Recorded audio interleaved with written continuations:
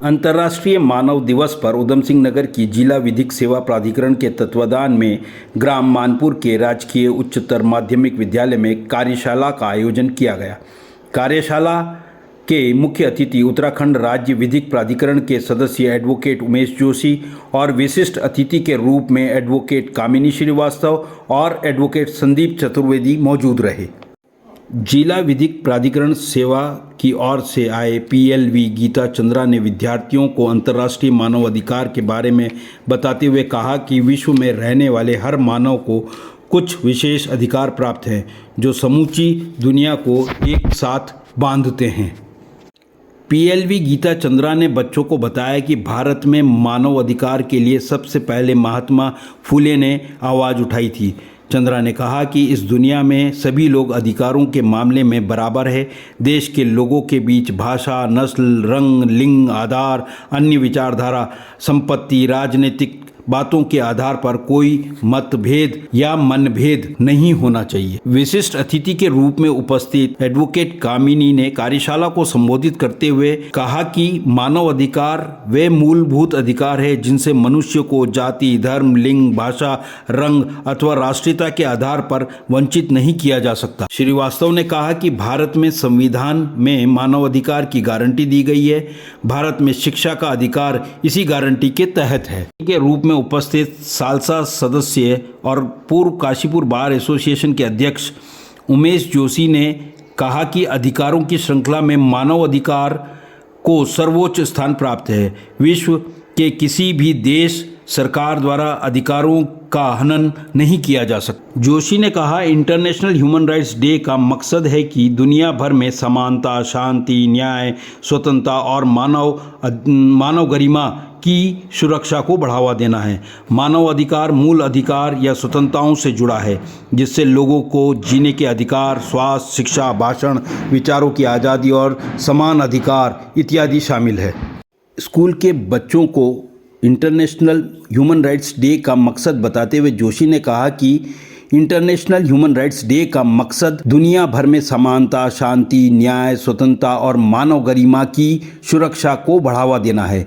मानव अधिकार मूल अधिकारों या स्वतंत्रताओं से जुड़ा हुआ है जिससे लोगों को जीने के अधिकार, स्वास्थ्य, शिक्षा, भाषण, विचारों की आज़ादी, समान अधिकार इत्यादि शामिल है। किसी भी व्यक्ति के जीवन का मौलिक अधिकार है जीवन रहना।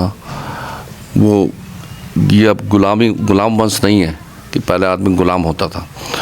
ये पूरे विश्व में आज की तारीख में अंतर्राष्ट्रीय मानवाधिकार दिवस उनको उनके अधिकारों की जानकारी देने के लिए कि उनके क्या अधिकार हैं, आर्मी के अधिकार कहाँ तक हैं, व्यक्ति के नागरिक चयन में किस में अधिकार हैं, वो निश्चित है हर देश के संविधान में। और इनको जानकारी देने के लिए ही पूरे विश्व में आज ये दिवस मनाया जा रहा है।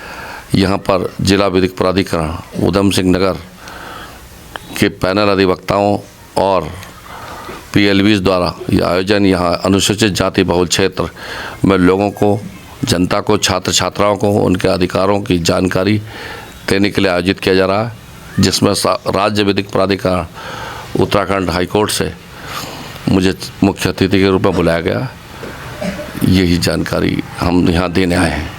आखिर क्यों जरूरी है हमारे मौलिक अधिकार? किसी भी क्षेत्र में लोगों को ये जानकारी पता होना चाहिए कि उनके अधिकार क्या हैं। जब उनको, जनता को उनके अधिकार पता होंगे तो वो हर क्षेत्र में आगे बढ़ सकते हैं। विशेष रूप से जैसा कि हमारे राष्ट्रपति महोदय ने भी, जो कि अभी उत्तराखंड के दौरे पर हैं, उन्होंने ट्रिब्यूनल क्षेत्र में, SC/ST क्षेत्रों में, अनुसूचित बहुल जाति क्षेत्रों में लोगों को इस बात पर नाराज़गी प्रकट की कि लोगों को अभी उनके अधिकार ही पता नहीं है और वहाँ उनको अधिकार देने के लिए काम करा जाए। ये आदेश उन्होंने जनता को, सरकार को भी दिया, जिसको हमारे माननीय उच्चतम न्यायालय के मुख्य न्यायाधीश महोदय ने प्रतिष्ठा में लिया, संज्ञान में लिया और उनके आदेश से ही ये कैंप हम लगा रहे हैं। कानून का विशेष महत्व क्या है? मानव अधिकार का विशेष महत्व बच्चों के लिए ये है कि अगर बच्चे अच्छी शिक्षा ग्रहण करेंगे तो उन्हें अपने अधिकारों के बारे में पता रहेगा। और ये सबसे बड़ी वो है, बच्चों के लिए शिक्षा ग्रहण करना बहुत ज़रूरी है ताकि वो अवेयर रहें अपने राइट्स के बारे में. If you are not aware about your rights then nobody can help you. Sir, मानवाधिकार दिवस पर मेरा सबसे बड़ा सवाल ये है कि क्या भारत में विधि समीक्षा की बड़ी ज़रूरत हो गई है? विधि समीक्षा की ज़रूरत हमेशा से रही है. अगर आप संविधान में देखें, संविधान ने इस चीज़ को नेसेसिटी बताया है. टाइम टू टाइम आप रिव्यू करते रहते हैं. और हम अगर आप देखेंगे पिछले 75 साल में हमारे संविधान में बहुत अमेंडमेंट भी आए हैं और कई बार हमने जो अमेंडमेंट किया है उसको रिजेक्ट भी किया है. तो constant review is always there और ये समय की ज़रूरत भी है.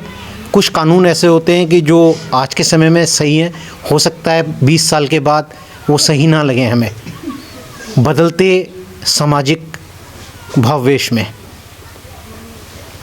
सर, आज के दिन आप अधिकारियों और जनताओं को किस प्रकार से अपील करेंगे और क्या संदेश देंगे? लोग अगर कानून को लेटर एंड स्पिरिट में फॉलो करें तो कोई समस्या नहीं आएगी. आदमी की नीयत साफ़ होनी चाहिए फॉलो करने के लिए. There will never be any problem. देखिए, गांधी बनना ज़रा मुश्किल काम है, मेहनत लगती है, त्याग करना पड़ता है, लेकिन अगर आप करेंगे तो कोई आपको रोक नहीं सकता. गॉड से बनना आसान है.